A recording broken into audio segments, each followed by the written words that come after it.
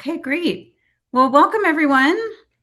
My name is Connie. I'm the operations manager with Power in Nature, and super excited to have our very first welcome call to new and existing coalition members and to the coalition. Some of you, as we just heard, have been around for a while. Others are brand new. So we also would love for the folks who've been involved for some time to chime in if at the end we have a if you think we've missed anything. So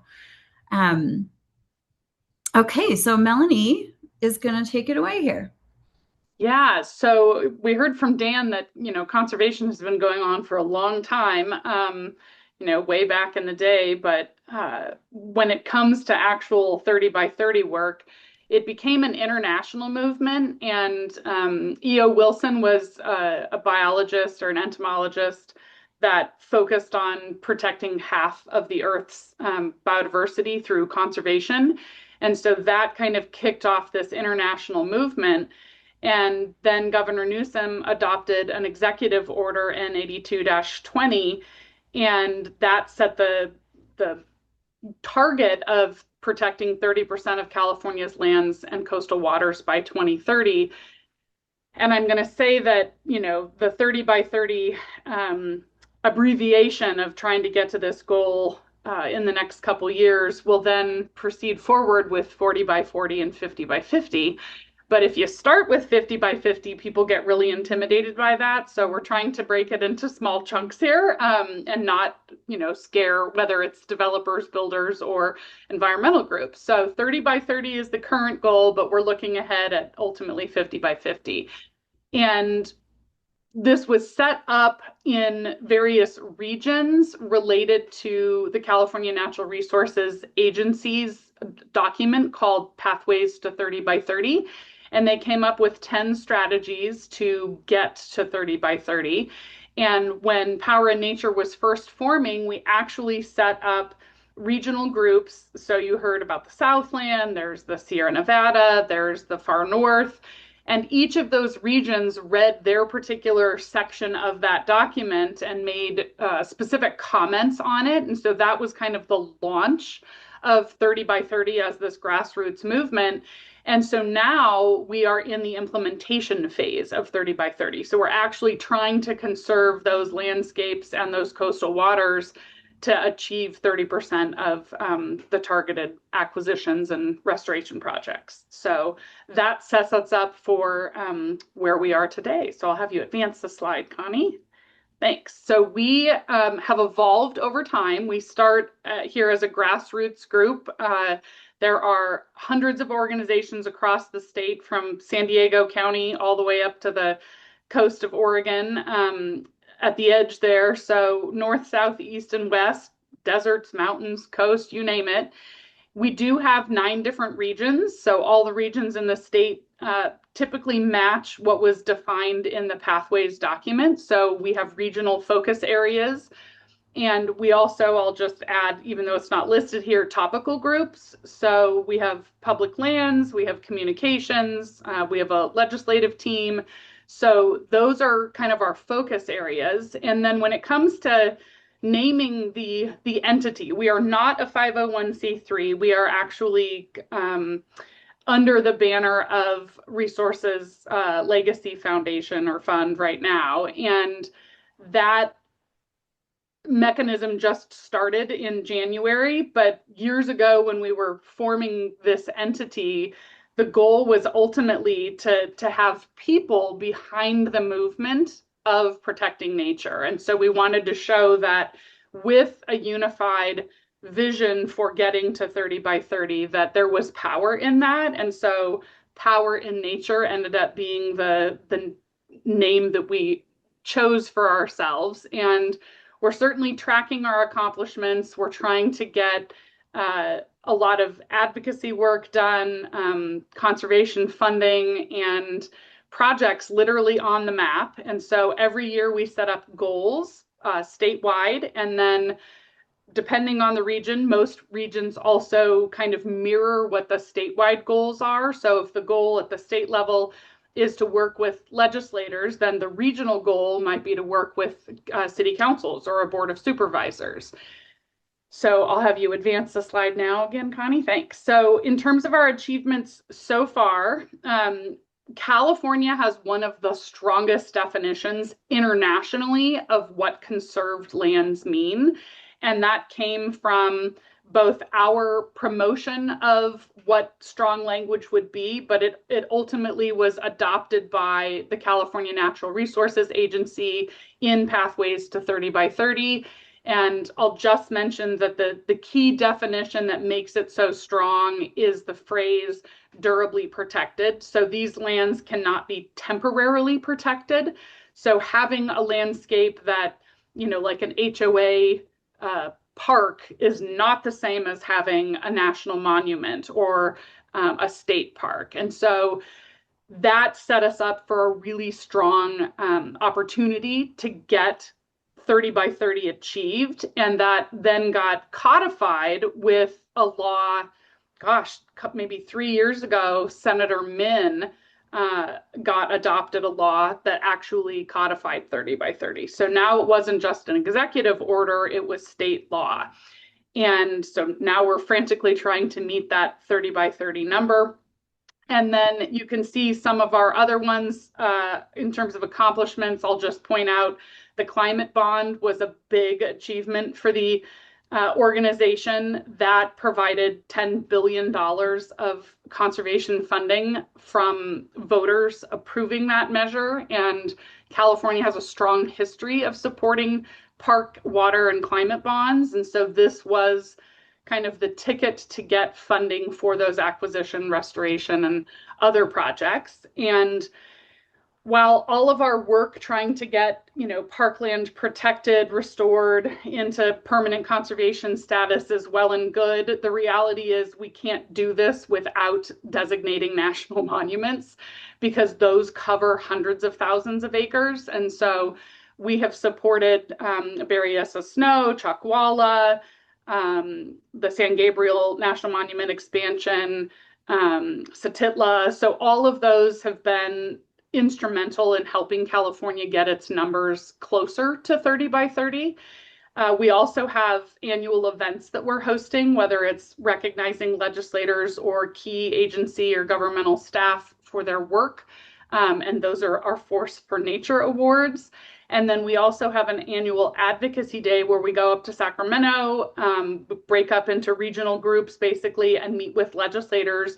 I think we were well over 80 participants and a lot. Connie can probably speak a little bit more to this because she was one of the organizers, but we had a lot of meetings set up where we talked about our work 30 by 30 wise. And we have at least 275 organizations. We think we're going to revise that number higher. It's probably upward of 1,000 by now. So with the 9 regions and our different topical groups, we know we have a lot of interested parties. So we are very strong in that. And I think I'll pass it over to Connie for the next slide.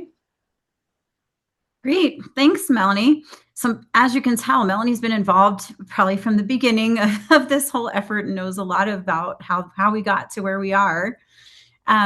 So each year, she mentioned we set priorities and goals. And this year we added a 7th goal.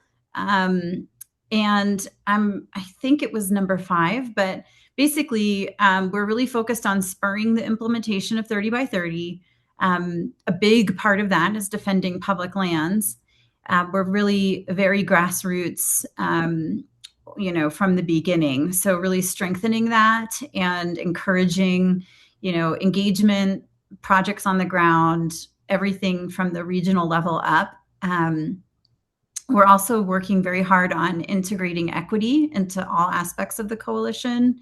There was a significant amount of effort in this area in the early years of 30 by 30. And one of the accomplishments on the previous slide was that we actually got designated in legislation that 40% of the funding for 30 by 30 would go to disadvantaged communities. And that was a big part of our equity group in the past. And we've just reconstituted an ad hoc equity group to kind of get this back going again. So it's a big goal for this year.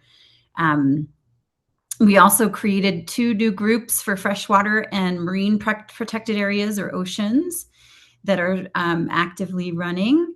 We're obviously continuing to protect that strong definition of conservation. So really keeping an eye on what gets included in 30 by 30 and then engaging Indigenous communities as well. This is the structure. We've kind of talked about this a little bit, but I wanted to really emphasize that the most important piece of our structure as a coalition is the coalition members themselves. And this whole effort and the organization itself has been grassroots and from folks all over the state in different regions and focusing on different types of conservation work.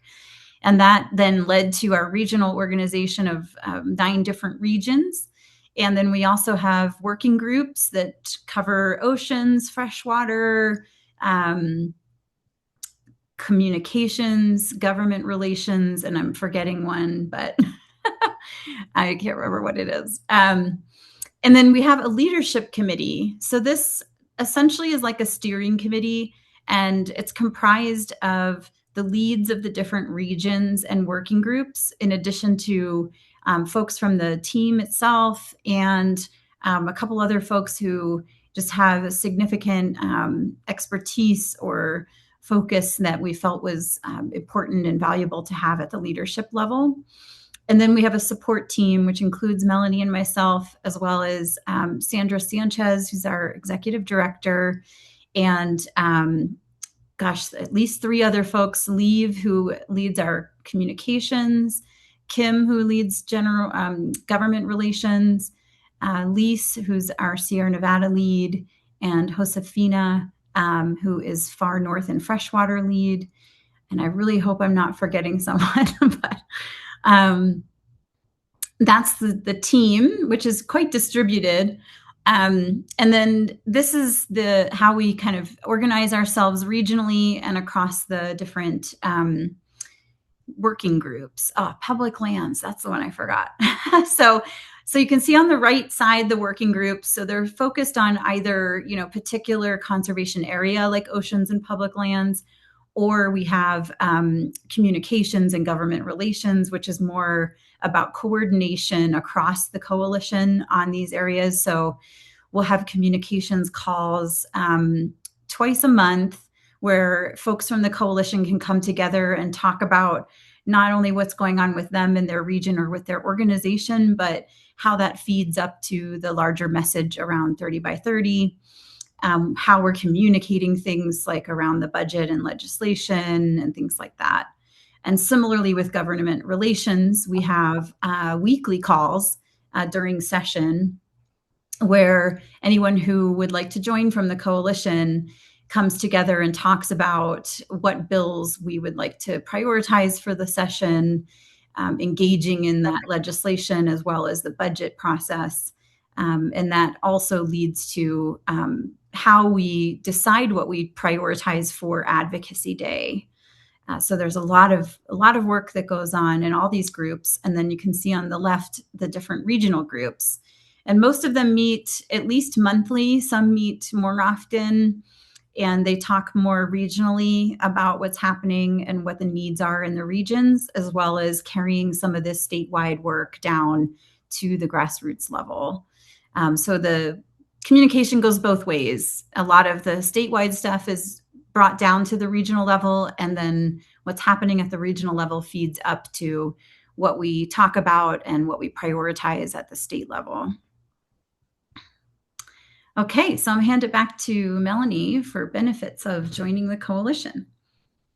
Yeah, so sure, you can go ahead and do some of this work on your own. I'm sure many of you have for years and years. However, we have found strength in numbers. So back to our name, Power in Nature. And so some of the benefits of participating in this coalition is that we have a really close connection with the California Natural Resources Agency, and that includes having probably 4 at least 4 members of our coalition that serve on the partnership coordinating committee, which is the goal was to tie grassroots groups to the state as it relates to 30 by 30 work. And then you also have access to funding agencies through us, relevant state legislation and budget letters, information. Sorry, there's some emergency, and so hopefully you can't hear those fire trucks driving by. We also have sign-on opportunities for letters related to legislation, budget, sometimes within regional groups or topical groups as well. And then we have a really strong communication strategy. You heard about Lamont Digital, who's on with us today. We've got some really cool social media campaigns that go on. We will offer to you that if you have some big something going on, you might consider collaborating with Power in Nature on Instagram specifically.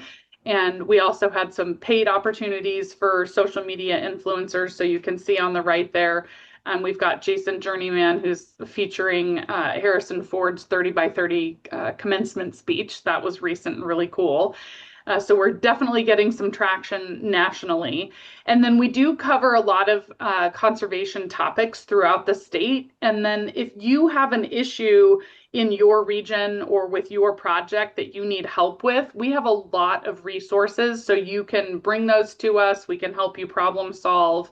Because there's probably somebody in the coalition who's dealt with something similar or exactly the same as what you're experiencing. And then ultimately, bringing it down to the local level, by participating in the coalition, you're getting access to other people's knowledge in your region, which have similar successes, constraints, et cetera, and then other partnership opportunities. And so that's another benefit of working within Power in Nature. So I'll have you move on to the next slide, please. Thanks. So do you want to click on this map and take it away, or do you not want to? We can send it as a link, maybe. Okay. It's up to you. Yeah. Yeah, so every region has a section on the Power in Nature website. And as Connie scrolls down, we have a specific map that focuses on priority projects. And this example is in the Bay Area. And so when you click on a particular project, you get details, photographs, etc. And this is an opportunity for the state to see some of the things that we're working on and some of the things that we've been prioritizing.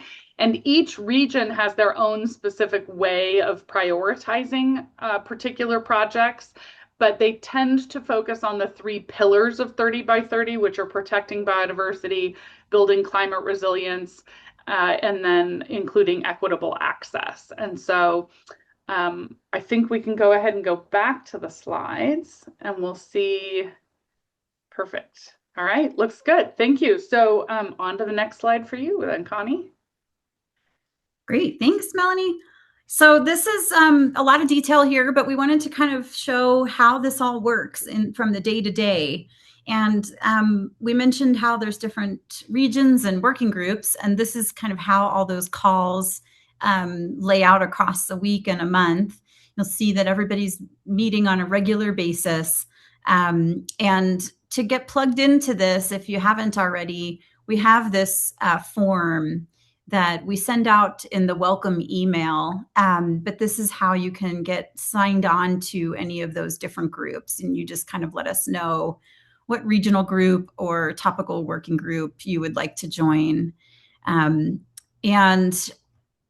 let's see, I think that's probably enough on that. And then we also have a code of conduct, which we did, some of you may have received. It's it's been around for a while, but we hadn't necessarily surfaced it and shared it in a while. So I won't go through all of this, but basically, we have a code of conduct for our calls, all of our leadership, all the way down to regional and working group calls that we ask everyone to review and follow, which really highlights, things like mutual respect, being actively engaged, allowing, space for everyone to have an opportunity to share and engage, being very open and reflective, being respectful of how to handle disagreements, being punctual, being, keeping things confidential.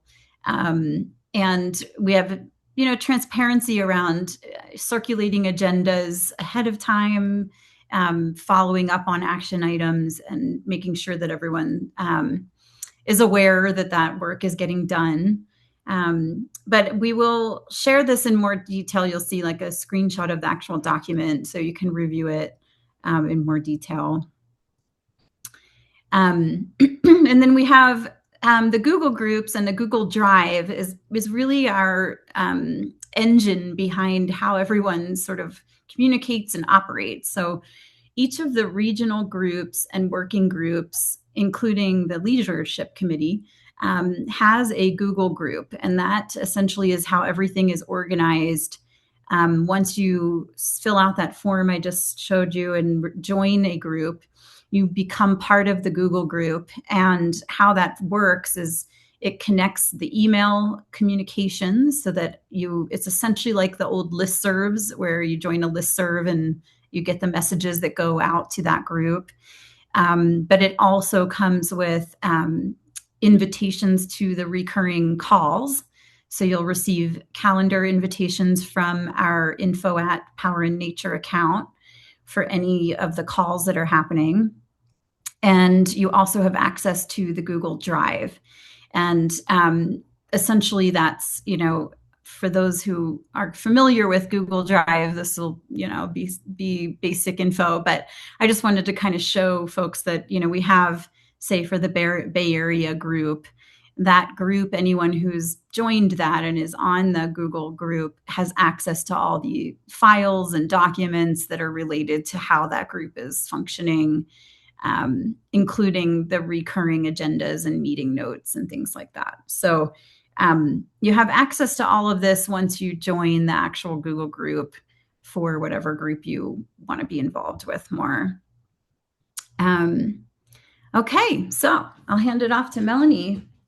Yeah, so today is literally the first time we've ever done this presentation, and so we are looking for feedback. Is there anything that we did not show you that would be helpful to have information-wise to understand?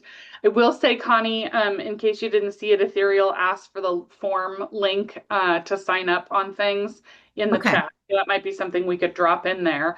Uh, but did Yeah. we answer your questions? Do you feel like you better understand, Power in Nature and the structure behind it, who's involved, what we're doing?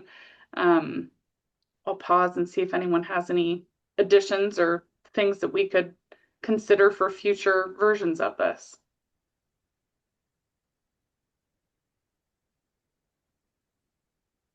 Or we did an amazing job right out of the gate. Could I add, maybe not add, but I know in light that we just did the advocacy day Mhm. for it, maybe mentioning like building up towards that day too. And just Sure. making sure that there's one big push in Sacramento Hmm. here. So yeah. Yeah, we could call attention to that for sure. What was And that? Sorry, do you want to share? You wanted us to share more about Advocacy Day? mhm. Yeah, just mentioning it and the build up towards that day. That's about it. Okay. Yeah, that's great. It is a really big effort that we put on each year. We just are on the tails of it this year. So we're still sort of kind of recovering, I would say, from it. But yes, we spend months planning and preparations for Advocacy Day. And this year we had over 85 people come in from all over the state. We do offer travel reimbursements so we can support folks who need to fly in or just need support to be there. We had over 60, I think it was 65 meetings with legislators and their staff. We do, like Melanie mentioned, organize by region roughly so that we have constituents meeting with their members, which makes it a lot more meaningful when you're in the office and you can talk, as a constituent and also talk about local projects and issues. And we usually have a reception the night before, which is a great, fun way for everyone within the coalition to get together in person and prep for the next day. And then we gather the morning of Advocacy Day as well to kind of go over priorities, anything major that's happened with bills or budget. As we are walking into those offices, we want to have the most up-to-date information. And then everyone kind of scatters and runs the halls of the swing space. And it's a really impactful, exciting day for us. And we also try to do a lot of communications and social media around that effort. Ethereal? Yeah, I was wondering, this might be in the Google Drive, but like what's the working like definition of like 30 by 30 that like is unifying all the coalition members and like that we're like working towards for all the different spaces we're looking to protect? Do you want me to take that one, Connie? Yes, please. Yeah. Yeah, so I think the priorities that are listed in the Pathways to 30 by 30 document that I referenced, and that might be a follow-up document that we send out to everyone. There are also annual reports that talk about the accomplishments, but the three priorities that I mentioned earlier, protecting biodiversity, building climate resilience, and providing equitable access. So those are the three pillars we try to advance as well. That said, I will say we've been so there's the land side of things, but then there's the salty side, the ocean side, and we are really trying to build that up right now because there are so few opportunities and mechanisms to protect oceans. You know, it's not the same. Where like you can have a conservation easement on the land. That doesn't exist in the water. And so that's something we're trying to build up and get creative about as well. So the salty side is something we need to pay a little bit more attention to, which I think Connie mentioned in part of her bit of the presentation. But those three pillars apply to all three, or to all the two sides, the land and the water. Perfect. Yeah. And the 30% is obviously like 30% of natural lands and coastal waters. And as Melanie mentioned, it's a global initiative. So we're working on the California, contribution to that. And the executive order and now the legislation that codified this, identifies 30% of California's natural lands and coastal waters. And there, to that point, there are other states that are also involved in 30 by 30, and nationally we had a 30 by 30 goal, which just got eliminated with this current administration. And so, time and politics will tell how successful or not we are at the national level. But at least the states are involved. There are some cities and counties that have adopted resolutions as well, and then other countries. So slow progress. Good question, though. Yeah, I think there's 190 countries that have adopted this, which is amazing. Ethereal, did you have something else? Yeah, I was wondering, so I know a lot of the work is like adding additional acreage to protection. But what about like accountability to like kind of like already defined protected areas that aren't being like properly managed for like 30 by 30 framework? Can I ask a follow-up question to that? You mean, so like there's a landscape you're thinking of and it's supposed to be 30 by 30, but it's not being managed to that level? Is that what you're referring to? Yeah, exactly. Specifically, Yeah. like this is for like the CDFW. Mhm.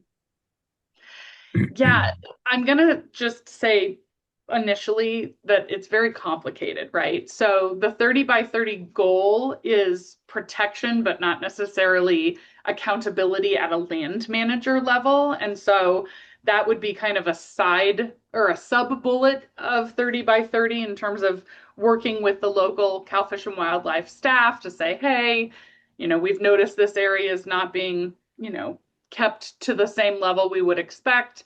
Um, and not to get this really complicated, but 30 by 30 has 4 different valuations of landscapes, and it's based on the US Geological Survey gap codes. And in order to be counted towards 30 by 30, you have to be in a gap code 1 or a gap code 2, which prioritizes biodiversity. And then 3 and 4 tend to be more, I'll say, national forests. tend to be in those categories where it's kind of protected, but not really. And the priority are other uses, which could be extractive or timber based, et cetera, or off road uses. And so you have to be gap one and gap two. So I think there's a pretty strong argument to a state agency. Hey, you've not met the standard for 30 by 30. The expectation is that you do that. What can we do to support? What attention do we need to bring to the cause? And I will say CDFW got funding, had the funding taken away, got staff, had the staffing taken away. So they've themselves have had a lot of issues internally with state budgets that, in order to protect these landscapes, you need to have staff to do it. So, and Sawyer has learned all about 30 by 30. You can just see his ear, but he is definitely in the mix with us. So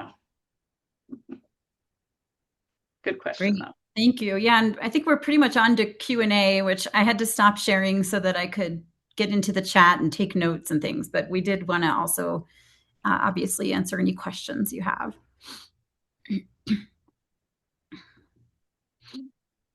All right, good. Thanks, Ethereal. Appreciate the compliment there. Anyone else have any other questions? Specific, generic, region specific, topic specific? Hopefully this made sense and provided you with some context to what we're doing. And I will offer to everyone and anyone that if you know of a group in any region that should be involved in 30 by 30 because they're doing conservation work, we would really appreciate the active recruitment of additional participants. There's no money to be involved. It's a time commitment, sure, but that time commitment depends on what you're willing to give. So it could be just that you're getting email notifications and you decide to sign on to a letter every once in a while, or you're staying in touch on things by getting our e-newsletters, or you watch a webinar at some point. But long story short, we are trying to build this movement together and make sure that we are being successful and coordinated in that approach. So, yeah, thanks for mentioning that, Melanie. It's really important. And we are also, through the equity working group right now, trying to, consider how and ways to reach out to communities who aren't here and represented here that we really would love to have involved. So we do have some tribal organizations and access focused organizations, but we would really like to expand more diversity, have a lot more perspectives and voices in this coalition. So yeah. Anybody else have any questions? If not, we can give you guys some time back. I see Ethereal. Some successes. Yeah, that's a good question. So I am fairly new actually to Power in Nature, just a few months. So I am not sure other than the statewide things we've talked about, but Melanie, do you know maybe? yeah. So are you back to Melanie wants more information? Ethereal, are you talking about like acquisition projects that have helped achieve 30 by 30, or are you talking about kind of statewide level? We were advocating for 30 by 30 legislation. Do you have a Yeah, preference on? like some more local projects that like added to protection acreage. And I know you all were like amplifying national monuments, but um I feel like I feel like I'm not equipped to like jump into a national monument thing Yeah. today, you know? So like what are like smaller scale or like smaller acreages that like have been successful, and like if anyone else in the group has experience, that'd be helpful as well. Yeah, I'll mention one that has happened in the Southland. So, um, one of the groups, Coastal Corridor Alliance, ended up securing, and everyone hold on to your seats, $97 million. 50 million of that was private philanthropic contributions from one family, the Randalls, and a property that had 1,875 homes proposed on it was secured through multiple agencies contributing, whether it was state or federal. And it was purchased in December of 2022. And so that was, pretty soon after the 30 by 30 pathways report came out, and that 387-acre property is now undergoing evaluation for levels of public access and levels of conservation for the different resources. So that's one local one. There have been some other ones. Deer Creek. Sorry, I'm speaking to the south end because that's the area I know the best. The Trust for Public Land did an acquisition of about 1,200 acres called Deer Creek. It has, I think it was almost 2 miles of coastal access, so beaches in Ventura County. And that one was a 20 plus year project that they'd been working on with the landowner. So there are a lot of lists of projects, and projects tend to take a long time to do. So um, Dan, I don't know if there's other ones you can think of that might be relevant. Maybe some of the TCA stuff. Oh, well, we're always working on things. We have some properties in Orange County foothills that are several hundred acres each that we're able to make use of a mitigation fund established through litigation with the Transportation Corridor Agency. And we hope to partner with the state 50 match on those two properties. And um, so I'll just mention those two, but there's lots of acquisitions happening in San Diego, for example, as well. And a good source for seeing some of those ethereal is like the Wildlife Conservation Board agenda. At the end of every agenda, they have a map of where the funding is going, whether it was a restoration project or some type of planning or implementation or an acquisition. And so you can see how the money is being spent. And I think State Coastal Conservancy, Ocean Protection Council, Cal Fish and Wildlife all do things that are similar. So, and it looks like we did have Alice dropped in the Bay Area, Sergeant Ranch. So that's another property. It's one of the dots on the Bay Area map. Yay! So that's great. Yeah, I was going to say the story maps are a great resource too. A lot of them are active projects that need support, but some of them are success stories as well. So you can kind of dive into that as well. And there's a statewide version of the 30 by 30 map. And then there's the regional maps like we were showing on the screen. I didn't show the statewide one because how story maps work is they just require a lot of scrolling to see anything, and it didn't quite work well for a presentation like this. But definitely looks like Christian just added the link. Definitely check that out, and you can see it with a broader perspective of the whole state.